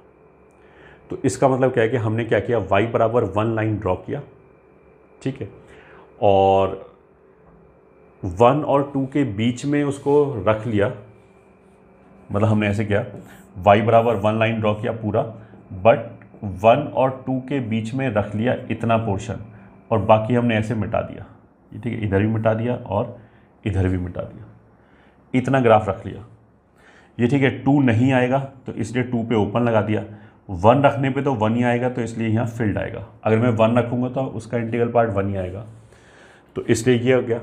बट जैसे ही मैंने 2 रखा वैसे इसका वैल्यू 2 हो गया। सेम चीज़ अब 2 और 3 के बीच में रिपीट हो जाएगी। 2 रखो, 2.1 रखो, 2.01 रखो, 2.223 रखो, ये ठीक है, 2.99999 रखो, हमेशा वैल्यू 2 आता रहेगा। तो फिर y बराबर 2 लाइन ऐसे हो जाएगा 2 और 3 के बीच में। अब यही पैटर्न बार बार रिपीट करता रहेगा, ठीक है। तो जो ग्राफ आएगा वो ऐसे आएगा, 0 और 1 के बीच में तो वैल्यू 0 रहेगी, तो ये ग्राफ आ गया, ठीक है। फिर 1 और 2 के बीच में ये आ जाएगा, फिर 2 और 3 के बीच में ये आ जाएगा, फिर ऐसे ही चलता रहेगा इन्फिनिटी तक इधर, और ऐसे ही फिर इधर आ जाएगा, ये -1, ये -1,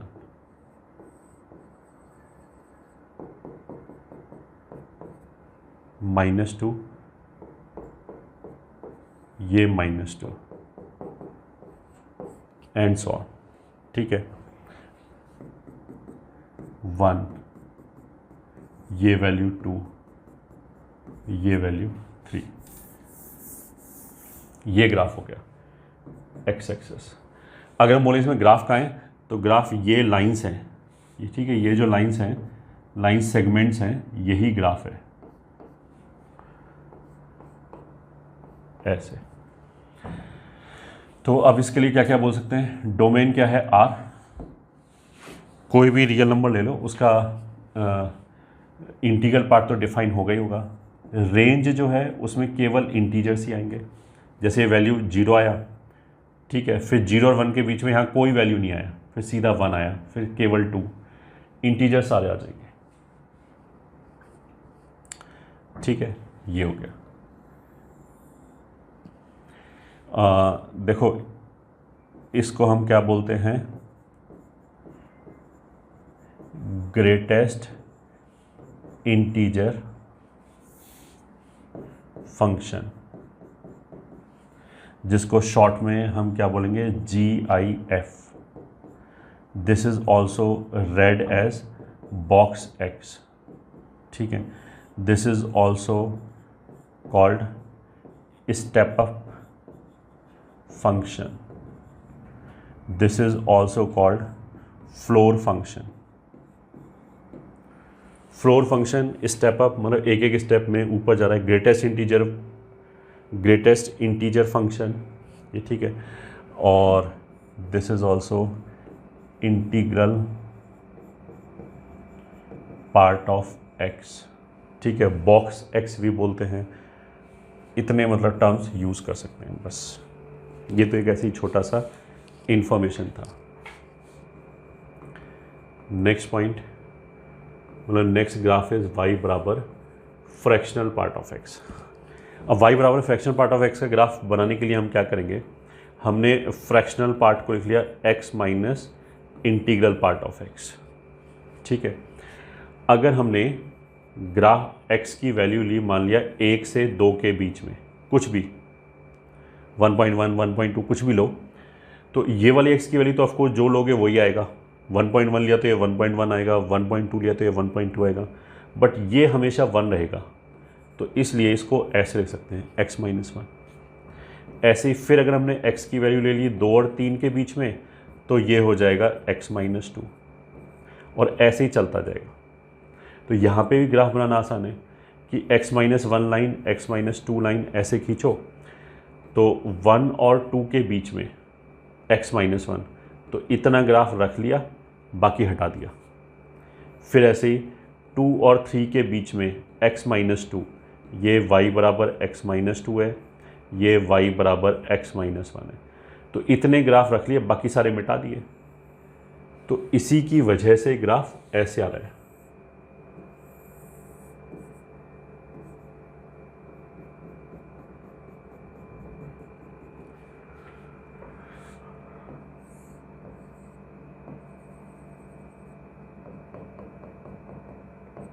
वन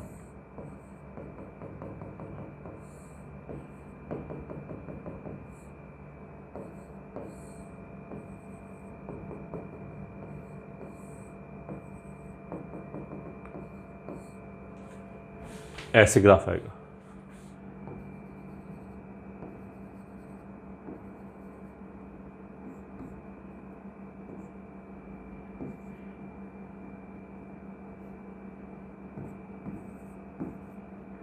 -1 -2 एंड सो ऑन, ये ग्राफ आ गया। ठीक है, ये जो फंक्शन है दिस इज नॉन पीरियोडिक। ये पीरियोडिक नहीं है। ये ऐसे नहीं कि हम बोलेंगे एक ही चीज़ रिपीट करिए। रिपीट करने के लिए तो इसको आगे यहीं आना चाहिए था, ये तो ऊपर चला गया, फिर ऊपर चला गया। तो रिपीट कहाँ कर रहा है? वैल्यू, वैल्यू तो बढ़ता ही चला जा रहा है जैसे जैसे हम आगे जा रहे हैं। तो इसलिए this is not periodic function.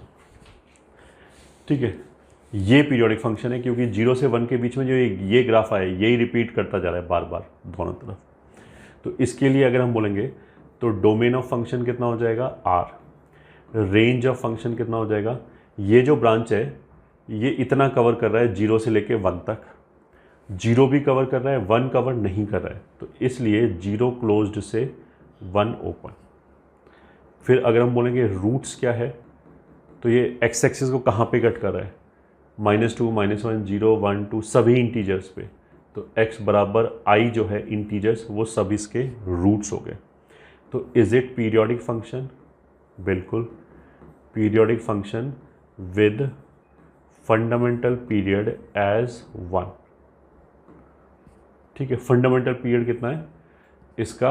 1 है। And it is a bounded function क्योंकि रेंज 0 से 1 तक ही है, तो प्लस माइनस इन्फिनिटी तो कहीं आए ही नहीं, तो इसलिए बाउंडेड फंक्शन भी है। ठीक है, और क्या देख सकते हो, जैसे ये जो लाइन है इसका, ये है तो एक पूरी लाइन का ही पार्ट ना, तो इसका जो इक्वेशन है वो y बराबर x है। इसका जो इक्वेशन है y बराबर x माइनस 1 है। इसका इक्वेशन y बराबर x माइनस 2 है। तो जिस भी रूट से चालू हो रहा है सब पैरेलल लाइंस हैं, सबके स्लोप 1 है, और जिस रूट से चालू हो रहा है बस वही घटा दिया हमने x में से। तो ये हो जाएगा x प्लस 1, ये हो जाएगा y बराबर x plus 2 and so on. ठीक है, इन जनरल नोट 1, जो ग्राफ है इसका ऐसे करके अगर किसी भी इंटीजर से निकला है तो इसका डेफिनीशन क्या हो जाएगा? y बराबर x माइनस आई। ये इसका डेफिनीशन हो जाएगा।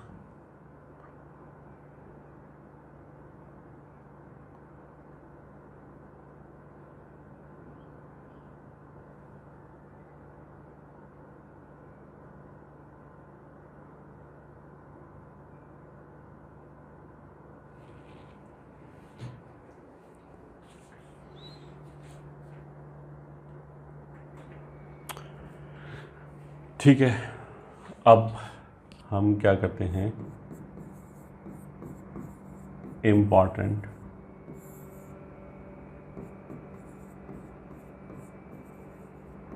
प्रॉपर्टीज। फर्स्ट,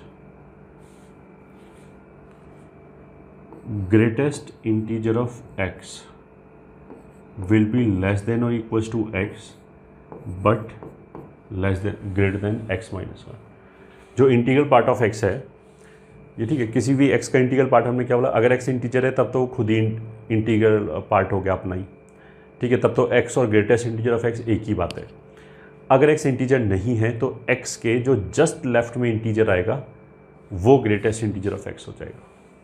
ठीक है, अब जस्ट लेफ्ट का मतलब क्या है कि नंबर लाइन पे जैसे ये मान लिया ऐसे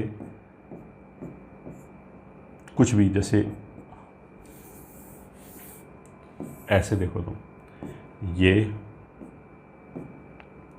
ये मान लिया i-3, i-2, i-1, i और भी आगे i+1 ऐसे करके हैं, ठीक है। मान लिया x यहाँ पे है, तो x इंटीजर नहीं है क्योंकि i और i+1 के बीच में, तो ये वाला जो चीज़ है वो ग्रेटेस्ट इंटीजर ऑफ x हो जाएगा, ठीक है।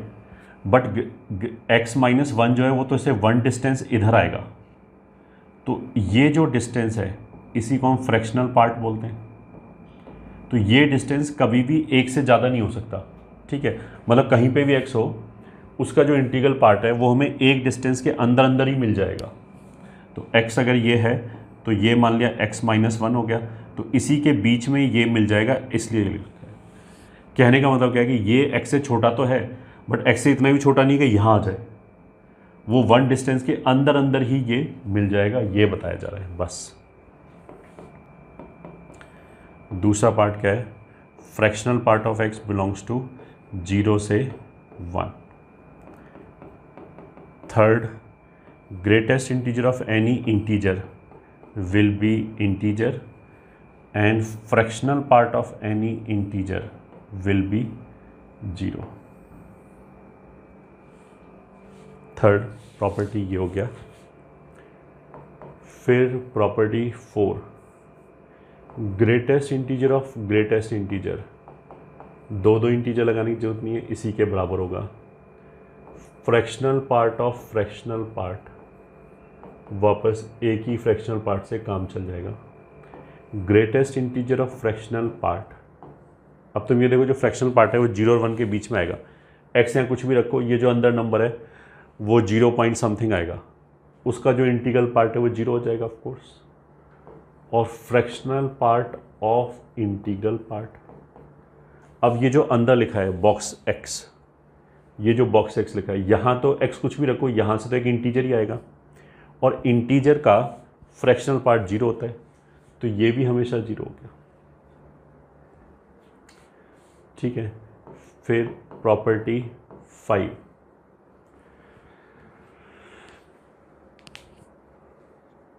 Greatest fractional part of x, ये हो गया फ्रैक्शनल, हाँ सही है। प्रॉपर्टी 5 में क्या है कि अगर हमने ग्रेटेस्ट इंटीजर के अंदर कोई इंटीजर ऐड किया तो वो ऐसे ही ऐसे बाहर आ जाएगा, ठीक है, ऐसे ही बाहर आ जाएगा। अगर फ्रैक्शनल पार्ट के अंदर कोई इंटीजर ऐड किया तो वो ख़त्म हो जाएगा। मान लीजिए x कुछ भी है 13.2, तो 13.2 का फ्रैक्शनल पार्ट कितना है 0.2। अब 13.2 में मान लिया मैंने कि इंटीजर ऐड किया 5, तो उससे वो 18.2 हो गया। इंटीजर ऐड करने से इंटीग्रल पार्ट चेंज हुआ, वो 18 हुआ, फ्रैक्शनल पार्ट में तो कोई फ़र्क नहीं पड़ा, वो तो अभी भी 0.2 ही रहा। तो इसने बस यही बोला है कि अगर मैंने कोई इंटीजर ऐड किया तो जो फ्रैक्शनल पार्ट था जो पहले x का रहा था अभी भी x + i का वही आएगा, और जो इंटीग्रल पार्ट था पहले 13 था, 5 ऐड किया 18 हो गया।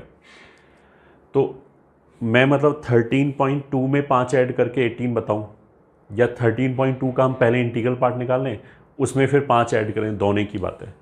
तो ये दोनों एक ही बात है, ठीक है। मतलब पहले इंटीजर ऐड करो फिर इंटीग्रल पार्ट निकालो, या इंटीग्रल पार्ट निकालने के बाद फिर इंटीजर ऐड करो, दोनों एक ही बात है, ये बोला जा रहा है यहाँ पे, ठीक है। पॉइंट 6, ये केवल प्लस में आई का, अच्छा बीच में अगर माइनस होगा तो भी चलेगा ऑफ कोर्स, क्योंकि मैंने ये थोड़ा बोला कि आई पॉजिटिव होना चाहिए। आई तो नेगेटिव पॉजिटिव कुछ भी हो सकता है, अगर मैंने कुछ बोला ही नहीं है तो मतलब प्लस माइनस दोनों चलेगा, बट इनटू नहीं चलेगा। अगर ऐसे लिखा ना I into X, that won't be कि आई बाहर आ जाए। क्यों नहीं चलेगा, रख के देख लो। फॉर एग्जांपल अगर x बराबर हाफ है एंड i बराबर 2 है, ये ले लूँ मैं, तो लेफ्ट हैंड साइड पे 2 इंटू हाफ 1 हो गया, उसका इंटीग्रल पार्ट 1 हो गया, तो left hand side will be 1, but right hand side क्या हो जाएगा, इंटीग्रल पार्ट ऑफ हाफ 0 हो जाएगा। तो ये तो हमने एक दिखा दिया कि ये दोनों बराबर क्यों नहीं होगा। बाई चांस कहीं कहीं बराबर भी हो सकता है, तो उसका ये मतलब नहीं है कि सही लिखा है। इन जनरल ऐसा कोई फॉर्मूला नहीं है। ऑफ कोर्स इसमें नहीं लिख सकते तो फ्रैक्शनल पार्ट में भी नहीं लिख सकते। इसमें भी ऐसा नहीं है कि आई गायब हो जाए, ये ठीक है, या फिर आई बाहर आ जाए, वो तो बिल्कुल नहीं होगा, ऐसा कोई फॉर्मूला नहीं। समेशन में भी अगर मान लिया x प्लस वाई लिखा है, ठीक है, तो इसमें अलग अलग नहीं होगा। ऐसा नहीं कि ये अलग हो जाए और ये अलग हो जाए, ऐसा नहीं है। फॉर एग्ज़ाम्पल अगर मैंने x बराबर 0.8 रखा, y बराबर 0.3 रखा, ठीक है, तो लेफ्ट हैंड साइड तो कितना हो जाएगा, 0.8 प्लस 0.3 कितना हो गया, 1.1, उसका इंटीग्रल पार्ट 1, 0.8 का इंटीग्रल पार्ट 0, 0.3 का integral part 0, right hand side 0 हो गया। तो इसलिए अगर इंटीजर है तो वो इंटीजर तो बाहर निकाल सकते हैं, बट अगर इंटीजर नहीं है तो हम ऐसे कुछ भी बाहर नहीं निकाल सकते। मतलब ऐसे नहीं कि x प्लस वाई को ब्रेक कर दिया। ऐसे ही fractional part of x plus Y is not equals to fractional part of x plus fractional part of y। ऐसा कोई फॉर्मूला नहीं है।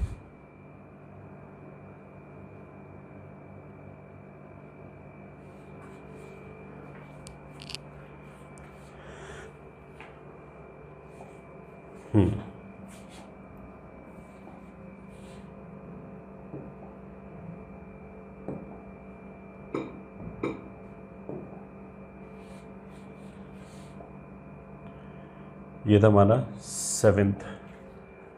अब आ जाते हैं P8 पे। देखो अगर ऐसे लिखा है greatest integer of x plus y, तो हम ऐसे लिख सकते हैं, x को लिख लिया greatest integer of x plus fractional part of x, y को लिख लिया greatest integer of y plus fractional part of y।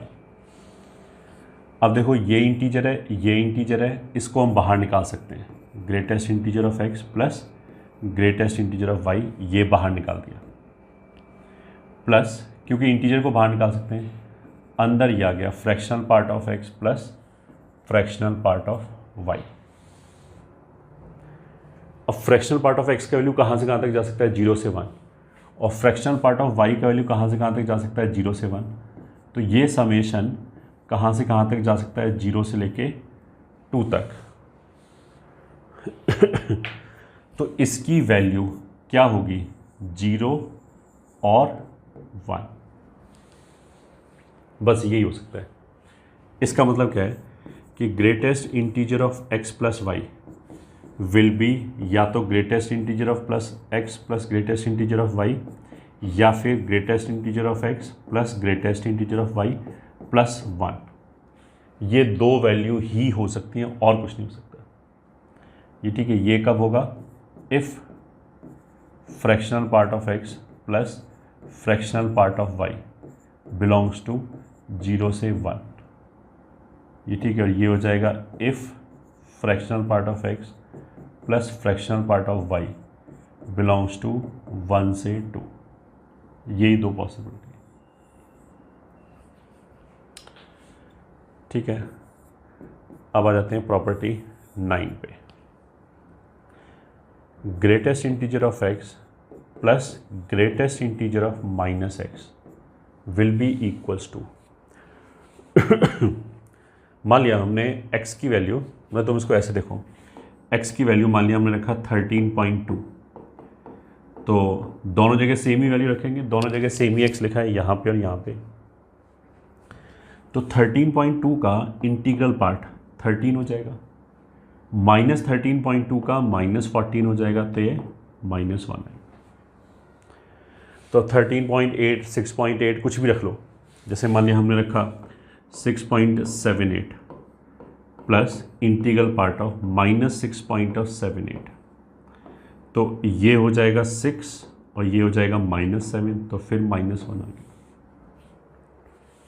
ठीक है, तो x कुछ भी रखो, या तो वैल्यू -1 आएगा, या अगर हमने इंटीजर रखा तब क्या होगा, 5 का इंटीग्रल पार्ट 5 हो जाएगा, -5 का इंटीग्रल पार्ट -5 हो जाएगा, वैल्यू कितना आएगा 0।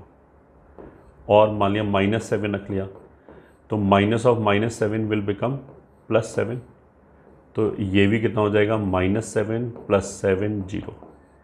अब यहाँ से फील आ गया होगा कि इसका जो वैल्यू है वो या तो -1 आएगा या 0 आएगा, बस दो ही पॉसिबिलिटी है। 0 कब आएगा, if x is an integer.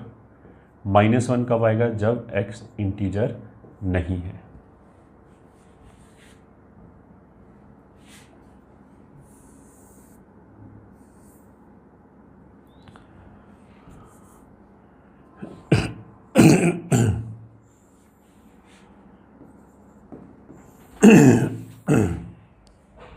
ये हो गया 9th प्रॉपर्टी।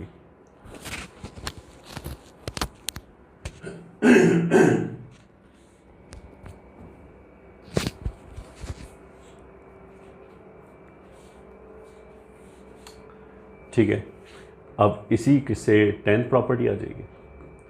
अगर fractional part of x plus fractional part of -x की बात करें, तो उसमें क्या होगा कि वैल्यू या तो 0 आएगा या 1 आएगा। फ्रैक्शनल पार्ट तो नेगेटिव हो नहीं सकता, तो यहाँ पे अंदर कुछ भी रखो, वैल्यू 0 या 1 ही आ सकता है। 0 कब आएगा, जब x इंटीजर होगा। 1 कब आएगा, जब x इंटीजर नहीं होगा। तुम यहीं से देख सकते हो, इसका फ्रैक्शनल पार्ट कितना आएगा 0.2, इसका फ्रैक्शनल पार्ट कितना आएगा 0.8। हमने बोला था नेगेटिव होने पे पॉइंट वाले को 1 में से घटा दिया, तो दोनों को जोड़ के हमेशा 1 आएगा। ऐसे यहाँ पे भी जो भी नंबर आएगा दोनों को जोड़ के 1 आएगा। अगर इंटीजर है तो फ्रैक्शनल पार्ट की अगर हम बात करें तो 5 का फ्रैक्शनल पार्ट भी 0 और इसका फ्रैक्शनल पार्ट भी 0। ठीक है, अगर इंटीजर है तो फिर 0 आ जाएगा, तो फिर चीज़ें डिफरेंट है।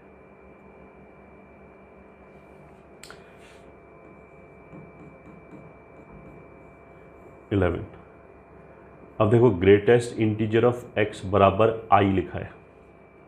मान लिया हमसे बोला जाए कि इसको सॉल्व करो, ग्रेटेस्ट इंटीजर ऑफ x बराबर 4।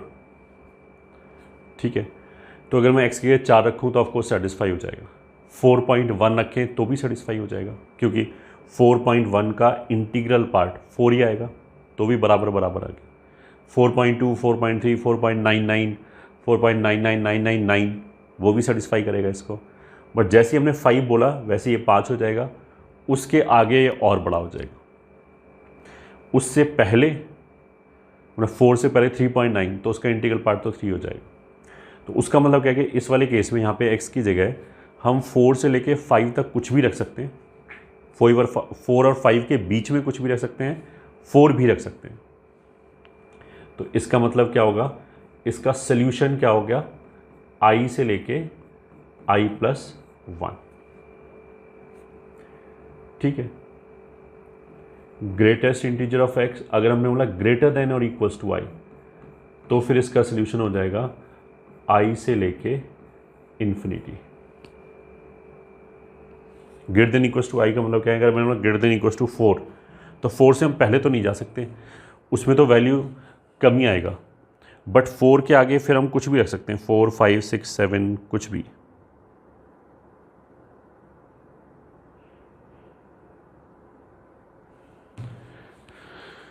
ठीक है, और greatest integer of x less than i, less than और इक्वल्स टू i।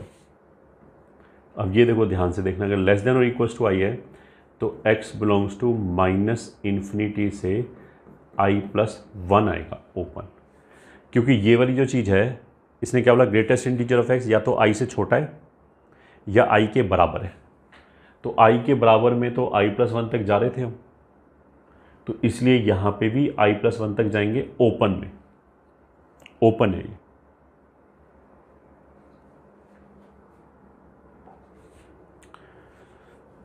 ठीक है, तो कुछ क्वेश्चन कर लेते हैं सॉल्व। सबसे पहले तो इनइक्वालिटी के ही कर लेते हैं। Greatest integer of x greater than equals to 3 या equals to 3। Second, greatest integer of x बराबर -5। Third, greatest integer of x बराबर 2.7। Fourth, greatest integer of x बराबर -3.88। Fifth, greatest integer of x is greater than equals to 7।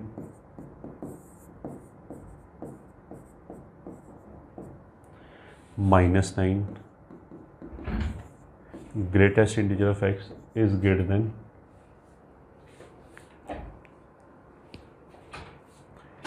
3. Greatest integer of x is greater than equals to 7.8.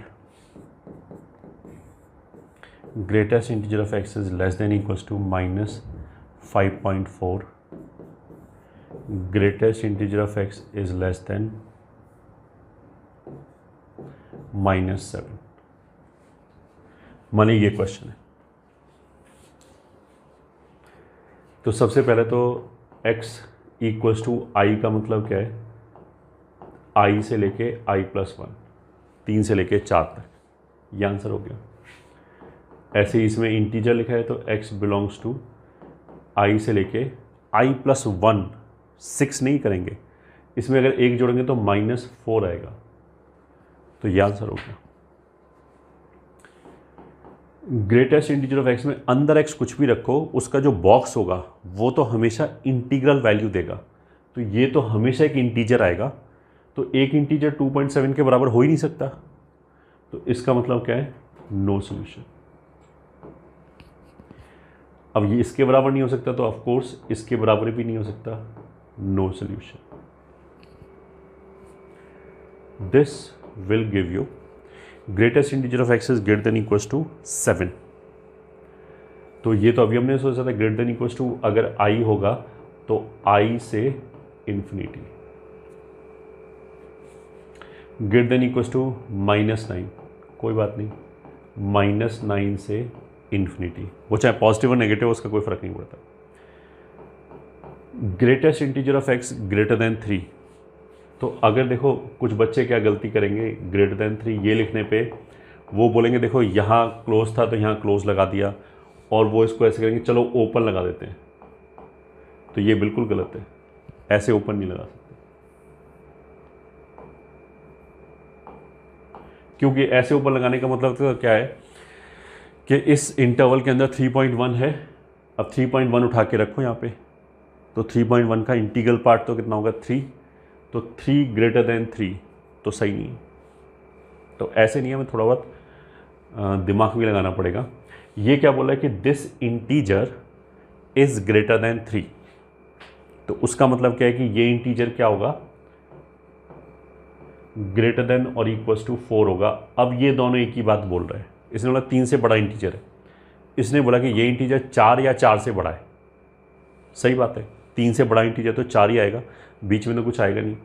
अब इसके हिसाब से हम answer क्या लिख सकते हैं, x बिलोंग्स टू 4 क्लोज्ड से इंफिनिटी। ठीक है, फिर जब हम इस पे आएंगे तो बहुत सारे बच्चे फ्लो में बोल देंगे फिर नो सॉल्यूशन, ऐसा नहीं है। अगर इक्वल्स टू बोला है तो यहाँ तो इसने बोला कि ये इंटीजर इस नंबर के बराबर होना चाहिए, तो इस नंबर के बराबर तो नहीं हो सकता। यहाँ पे क्या है, उसने बोला कि ये इंटीजर 7.8 के बराबर होना चाहिए, तो 7.8 के बराबर नहीं हो सकता, ये ठीक है, ये तो सही बात है, बट ग्रेटर देन के मतलब इक्वल्स टू के साथ यहाँ ग्रेटर देन भी है, तो यहाँ पे ये इफेक्टिवली क्या बोला है कि 7.8 के बराबर होना चाहिए या फिर उससे बड़ा होना चाहिए, तो बड़े वाली चीज़ चल जाएगी। इसने बोला कि greatest integer of x must be greater than और इक्वल्स टू, मतलब ये इंटीजर 7.8 के बराबर या उससे बड़ा होना चाहिए, तो बराबर तो हो नहीं सकता, तो बड़ा हो सकता है, तो उसका मतलब क्या है कि ये दोनों एक ही बात है, इसको ऐसे लिखो एक ही बात है। अब जब ये दोनों एक ही बात है तो यहाँ से x कितना आ जाएगा, 8 टू इंफिनिटी, ये आएगा आंसर। सिमिलरली यहाँ पे उसने बोला कि ये इंटीजर -5.44 से छोटा, ऐसा आएगा, -5.4 से छोटा या बराबर होना चाहिए। तो बराबर तो हो नहीं सकता, बट छोटा हो सकता है। Greatest integer of x will be less than equals to -66, ये लिखा है। अगर ये लिखा है तो x बिलोंग्स टू -∞ से लेस देन और इक्वल्स टू में हम i+1 तक जाते हैं। तो -6 में +1 किया तो -5 तक जाएंगे ओपन के साथ। ये आ गया।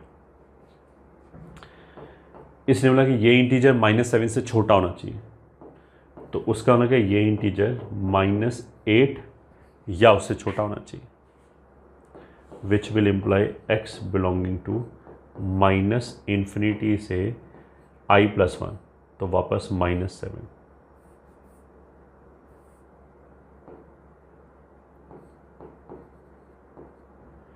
ये आंसर आएंगे। ठीक है।